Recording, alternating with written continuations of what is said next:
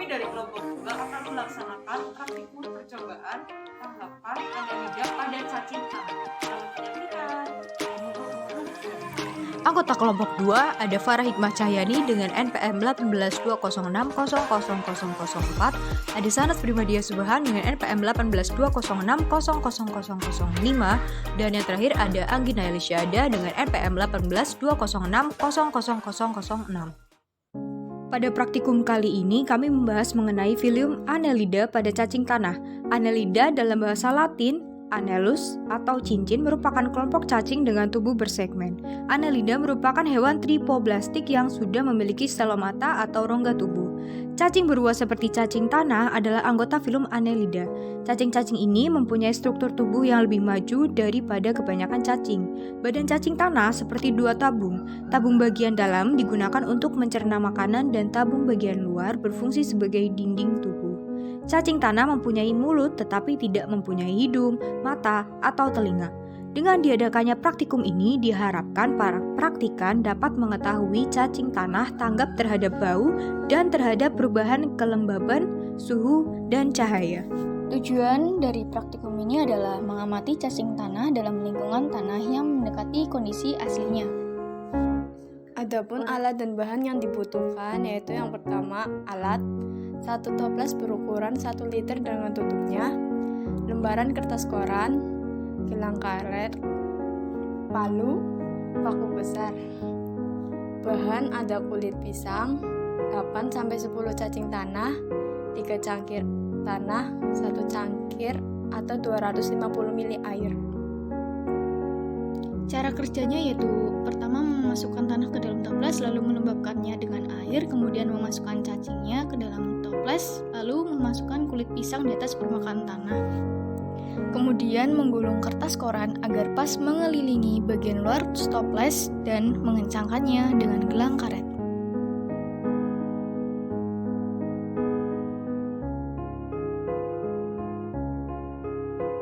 Selanjutnya adalah menggunakan palu dan paku untuk membuat 5-6 lubang pada tutup toples. Kemudian pasang dan tutup toplesnya. Yang terakhir, melepaskan kertas korannya dan mengamati setiap hari selama 2 minggu. Pada hari pertama percobaan, setelah cacing diletakkan pada toples yang berisi tanah, kemudian dilembabkan dengan air dan ditambahkan kulit pisang, muncul embun di sekitar dalam toples. Hari kedua percobaan, belum ada perubahan, cacing bergerak ketika menerima rangsang cahaya. Hari ketiga percobaan, cacing bergerak naik ke atas untuk mendapatkan makanan. Hari keempat percobaan, kulit pisang semakin membusuk, lalat buah hinggap di dalam toples dan cacing tidak hanya berada di bagian bawah toples saja. Hari kelima percobaan, tanah menjadi agak gembur, cacing menjadi sedikit gemuk-gemuk dan peka terhadap cahaya.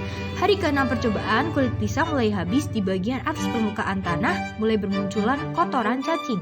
Hari ketujuh percobaan, cacing bergerak ke bagian tepi toples, tanah menjadi sangat basah dan kulit pisang makin membusuk. Hari ke-8 percobaan masih sama dengan hari ke-7. Cacing berada di bagian tepi toples dan media pengamatan dipindahkan ke dalam lemari pendingin. Cacing bergerak aktif. Hari ke-9 percobaan praktikan menambahkan media tanah ke dalam toples dan cacing bergerak ke permukaan tanah. Hari ke-10 percobaan praktikan menambahkan media kulit pisang ke dalam toples, cacing peka terhadap cahaya dan saat dipindahkan ke suhu ruangan pergerakan cacing kembali menjadi aktif. Hari ke-11 percobaan kulit pisang kembali membusuk, cacing yang nampak hanya 1-2. Hari ke-12 percobaan cacing menjadi makin lambat. Kurang ada pergerakan saat terkena cahaya. Hari ke-13 percobaan, kotoran cacing semakin banyak di pinggiran toples dan cacing ketika disorot dengan cahaya tanggap terhadap rangsang. Pada hari ke-14 percobaan, reaksi cacing masih sama dengan hari ke-13, namun semakin jarang cacing yang dijumpai di tepian toples, hanya 1 atau 2 saja. Pembahasan hasil perlakuan cek. Perlakuan yang pertama, suhu rendah mempengaruhi aktivitas cacing tanah yang telah diletakkan di dalam toples yang berisi cacing tanah ke dalam lemari es. Suhu badan cacing tanah berubah sesuai dengan perubahan suhu lingkungannya. Metabolismenya berkurang di dalam suhu dingin sehingga cacing tanah menjadi lebih lamban. Perlakuan yang kedua, setelah melakukan percobaan saat melembabkan kertas tisu yang diletakkan di atas meja, kemudian letakkan satu cacing tanah di atasnya, lalu membasahinya dengan segumpal kecil kapas dengan larutan penghilang kuteks. Dekatkan gumpalan kapas itu, menghasilkan bagian ujung cacing tanah yang runcing dan gelap yang peka terhadap bau, sedangkan yang tumpul tidak. Perlakuan yang ketiga, dengan meletakkan 2 potong kertas tisu yang kering dan lembab saling berdekatan, tetapi tidak sampai menyentuhnya di atas meja, kemudian letakkan seekor cacing tanah melintasi kedua kertas tisu itu. Bagian depan berada di atas kertas tisu lembab, kemudian membalikkan letak cacing tanah agar bagian depan berada di atas kertas tisu kering. Terlihat bahwa tisu yang basah didekati, sedangkan yang kering dijauhi. Ini membuktikan bahwa cacing tanah lebih memilih permukaan yang lembab.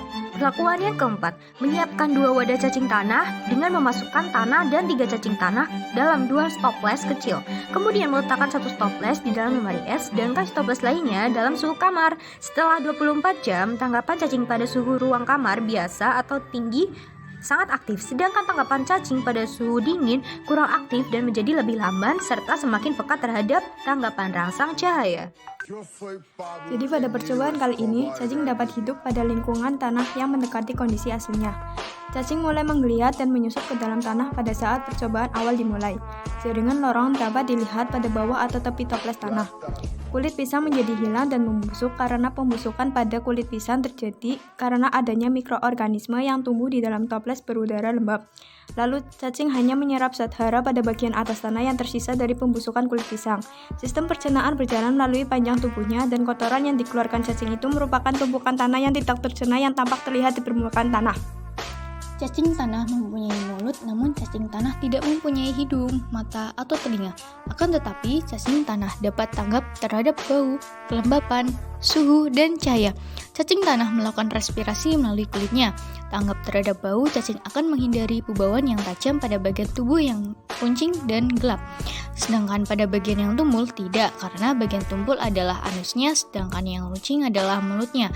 Terhadap kelembapan, cacing akan tanggap mendekati sesuatu yang lembab daripada yang kering. Terhadap suhu, cacing pada suhu ruang kamar biasa atau tinggi aktif, sedangkan tanggapan cacing pada suhu dingin kurang aktif dan agak lamban. Pada cahaya, cacing akan tanggap terhadap rangsangan cahaya. Mereka akan menghindari adanya cahaya. Cukup sekian praktikum yang dapat kami lakukan. Pasti ada kesalahan, tutur kata maupun tingkah laku, kami mohon maaf. Terima kasih. Wassalamualaikum warahmatullahi wabarakatuh.